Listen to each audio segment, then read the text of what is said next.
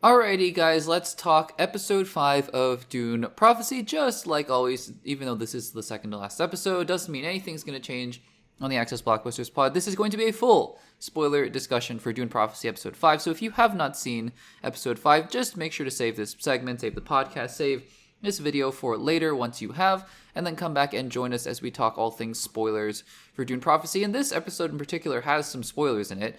Whether or not that means anything for the quality of the episode, in my personal opinion, you'll have to find out. But there are some interesting things to talk about in terms of spoilers. So that was just me stalling for a little bit. If you haven't seen the episode yet, it's final warning, and let's get into episode 5. As always, look, this is where I'm coming from.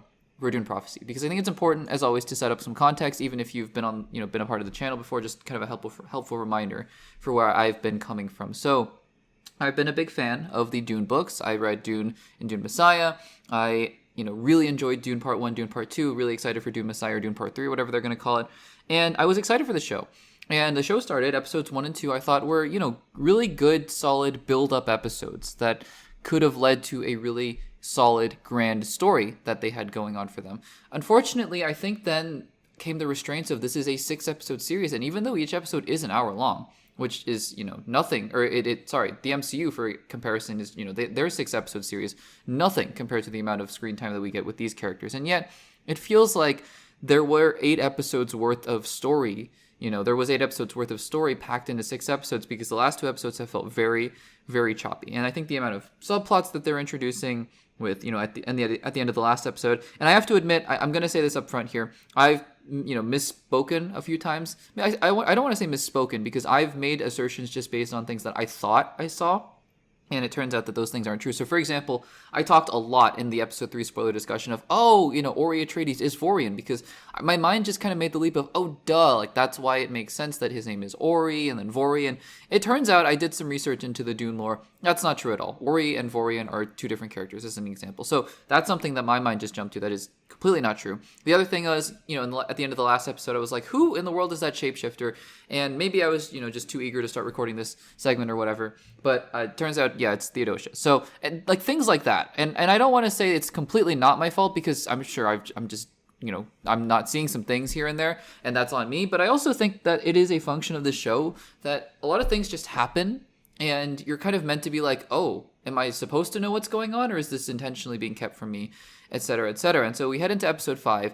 The big question that I keep asking myself, and we finally get half of an answer to it, because we get the objective answer, I believe, but we don't understand the why. And I think that's also important, but we get the objective answer of who is Desmond Hart really? Turns out, and they didn't explicitly say this, but this is, so again, if I look back on this now and say, oh, you were completely wrong, sorry about that, but I'm 95% sure he is Tula and Ori's son. Okay, great, we have that answer. Why? And also the question of why he gets his Sandworm powers, I have no idea. So we're going to talk about all these different things as I've written notes as always, and we're going to go through them. But I think this episode, again, is just a microcosm of the show, is that, there are some great scenes going on, some great subplots going on, some very intricate and delicate maneuvering going on, and yet nothing seems to be fitting together in the way that I think, just makes everything click, if that makes sense. So we'll talk about all that as we go through our notes here and start out at the beginning. So I have to say, despite my misgivings about the last couple episodes, this show still is exceptionally well shot. I think that that's something that, I always like to take a step back here with things that I don't like, or things that I don't like generally, and say, okay, but what is the show, or what is this property doing well? And this show is exceptionally well shot. It does feel like it could be a part of the Denis Villeneuve universe, and I think that is very cool. So we jump in here, and Carino has an army that is being led by Desmond, and it seems like he's turning, the Imperium into a kind of military dictatorship. And then we get introduced to Sister Francesca, who is Constantine's mother. And now Constantine is a character that I really wish we got a lot more of throughout this show. It seems like we're finally getting a focus on him now. It seems a little bit too late. And, I from the beginning, like he showed up very early on in episode 1. And if you remember from my spoiler discussions from episode 1, I was like, yeah, no, I don't trust this guy. then you kind of saw some vulnerability from him in this episode in particular, but then he goes back to being, kind of an untrustworthy guy at the end of this episode because he betrays Inez, essentially, he betrays Kieran Atreides, but, also Inez, and bows before his father's approval, which I think is, kind of sketchy. So it's something that I wish they had focused on a little bit more because I think that would have been interesting. And now introducing his mother as a character because, we heard about the fact that he was Inez's half-brother, not full brother. And so I think that was something that could have been explored earlier on, but it is what it is. And so, yeah.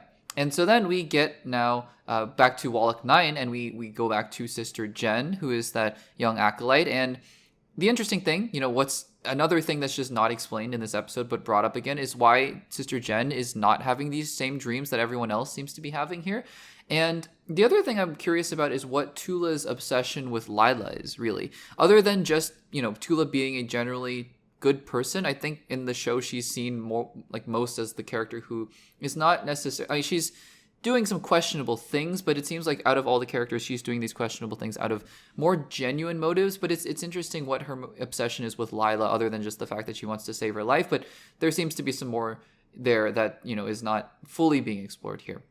I also wish we got more of a connection between Jen and Lila. I know we got some scenes between them in the first couple episodes, but this whole doe eyes thing and this whole, oh, she was your best friend, so you should stay with her. I didn't feel any of that. I was just like, okay, I'm being told this. But it doesn't feel like, it's actually resonating with me as an audience member. We head back to Solusus Secundus and Theodosia. So, not Theodosia, but, Harrow, right, goes into Desmond Hart's office and he's like, hey, I have some information for you. Let's make a trade. And I actually thought, because now I knew that Theodosia was the shapeshifter, I was like, oh, this is certainly, this is probably Theodosia just pretending to be Harrow. Turns out that's not the case, and they have this kind of conversation where basically Valia is leaking information about the rebels and the rebellion to Desmond Hart because reasons. Honestly, I'm still trying to think about why, and I don't know. There are a lot of things that are just going on here. And at this point, also in the show, I was, in the episode, I was like, I still don't know who Desmond Hart is, by the way. So there's that. We get a big focus also in this episode about the Atreides rebellion plot, which I'm not going to lie, I'm not super invested in it, even with the twists and turns of, the Michaela, she's a Fremen and she's also a sister. And I'm like, okay, but we don't know anything else about her. So I felt like I wasn't that invested in her. My little hints of excitement in this episode, though, were when the blood sample from Valia, which is Desmond Hart's blood, got sent to Wallach 9 to Tula, which I was like, okay, we're getting somewhere. And then that also was not brought up until the very end of the episode, which of course it was. The mystery of who those two eyes are behind the sandworm. I hope this is not the case of they're like, wait until season 2 and you'll find out who those eyes are really meant to be. Because they keep talking about Shai-Hulud, who I believe, again, if anyone knows much more about Dune lore, then let me know in the comments below. But I believe Shai-Hulud is referring to a sandworm, right? But I think the drawings are implying that there is another being behind the sandworms, whether or not it's just Desmond Hart or whatever this reckoning is. I don't know. And in part, because of all this stuff that's going on here, Raquella basically takes over Lila's body, which I thought was a pretty cool concept. It was interesting to see Raquella, quote unquote, come back to life. And she pinpoints the fact that that this is an RNA virus that basically killed Kasha and I guess the boy. Does this mean that every single person has this RNA virus and Desmond is able to activate it somehow? Because again, they're trying to science it, right? Like, they could have easily left it at, and I know the Dune lore is much more technical, so I'm sure that this is all part of it, but, they could have just left it at, oh, it was some magic power given to him by the Sandworm, but they're trying to science it, which means, okay, totally good, but then that means there has to be a very rational and logical explanation for why Desmond Hart is able to do what Desmond Hart can do. That part is still unanswered, and that part is still rather frustrating for me as well. So, anyways, we find out that Harrow was indeed not Theodosia, and he was just kind of playing along with his aunt. And great. I don't know what's going on there. But we head back to, so now we get to Kieran Atreides and Michaela. We get the revelation that Michaela is a sister, and she's also a Fremen. And then they blow up the place while Desmond is hanging out there, and he completely survives. No idea why. No idea why he's able to do anything that he's able to do, but we kind of just have to go with it here. We also then get more scenes between Constantine and his mother.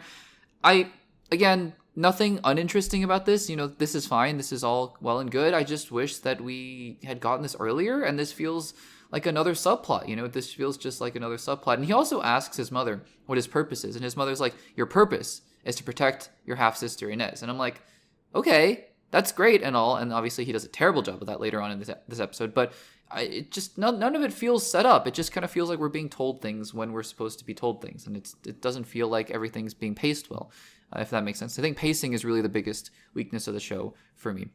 Also, the fact that Kieran Atreides just leaves all of his spy secrets in a locker where Constantine can just rat him out from. That's crazy to me. I mean, maybe this isn't something that would have bothered me if the rest of the show was just firing on all cylinders, but that's crazy that that's how he got ratted out and sent to prison. And also, we always knew that Constantine was a snake and that he would not do the right thing when it came time to it. And at the dinner scene, you can see Inez and Inez's mother's face. And now, these two characters, because they're both livid, basically. Now, these two characters go in very different directions, because Inez's mother goes and, she allies with Desmond Hart, and that's concerning. But then, also, Inez goes back to Kieran Atreides, and it seems like he's telling the truth, and he really is loyal to her. And this is what I'm talking about, right? This is what I was talking about earlier in the immediate reaction and earlier on in the spoiler discussion, is that I feel like the center of this show should have been Kieran and Inez. I feel like from the beginning, the best parts of the show were those two characters, their dynamics, how they were. Because again, it's not like, that doesn't,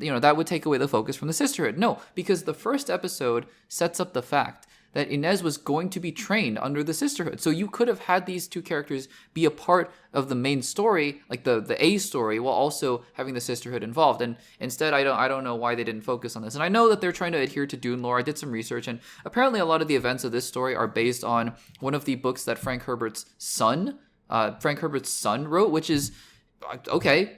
Great. I know that Frank Herbert's son wrote a lot of the Dune books after Frank Herbert passed away. So that's, you have to adhere to lore and stuff. And, I totally get it, but I think it's more of just a shifting of the focus of the show, because again, they've already, from what I've heard, they've already taken some liberties here, and they've basically not like changed the entire lore, but just taken some liberties to focus on different things and whatnot, taking inspiration from different things. And so I wish that these two characters had really gotten more of the spotlight. After all. And so now we have the situation where, okay, it's the Emperor's wife, and it's Desmond, and then it's I guess Francesca and the Emperor, and kind of Desmond, and I don't know, Kieran and Inez are going off somewhere, the sisters are going off somewhere. It's all just kind of a mess that I wonder how they're going to resolve in the last episode. And then we finally find out who Desmond Hart is. He is an Atreides, he is a Harkonnen. It took me 2 seconds, and I was like, who in this show is, potentially could have been an Atreides and a Harkonnen? Tula, and then Tula has that reaction, and I'm like, okay. So Tula and Ori is what I'm presuming. Now, in the show, I guess so far in the show we haven't seen Tula have the capacity to have had a child. I don't think with Ori, because she kills Ori right after they're together, and so maybe there's some backstory that will be revealed at the beginning of next episode where she becomes pregnant and has a child right after that, and that is Desmond Hart. Potentially that's what's going to happen here. Again, don't know too much about the actual lore part of it, so who knows what's going to happen here, but very interesting that we have a Harkonnen and Atreides. Still though, doesn't explain his powers, still doesn't explain why he's able to do what he's doing, what he saw on Arrakis, all those different things. So the show, again, is just this frustrating mix of almost there, revealing these things up until a point and then being like, but you gotta wait until next episode. And I'm like, I don't really want to wait until next episode, but here we are, guys, here we are. We are reaching the end of Dune Prophecy, and we will talk about this in a future episode of the Access Blockbusters Pod. We'll do a full breakdown of episode 6, and we'll talk about my thoughts on the series as a whole. But honestly, at this point, I think it's been pretty clear. This show had a lot of potential. Show has a lot of potential. I'm hoping episode 6 can wrap it up in a way that's pretty satisfying based on what we've gotten so far. I don't know yet, but guys, I'm just hoping that 6 is able to lead us into a place where, we look back on this show and go, it was good, really solid, but I think there's potential for season 2. And then if that's where they're going to go, then that's where they're going to go. So guys, let me know what you thought in episode 5 of Dune Prophecy, and let me know if you're excited for the finale, or if maybe you are, a little nervous, or if you're, looking forward to season 2 potentially, if there is one. Let me know what you're thinking about all this in the comments down below.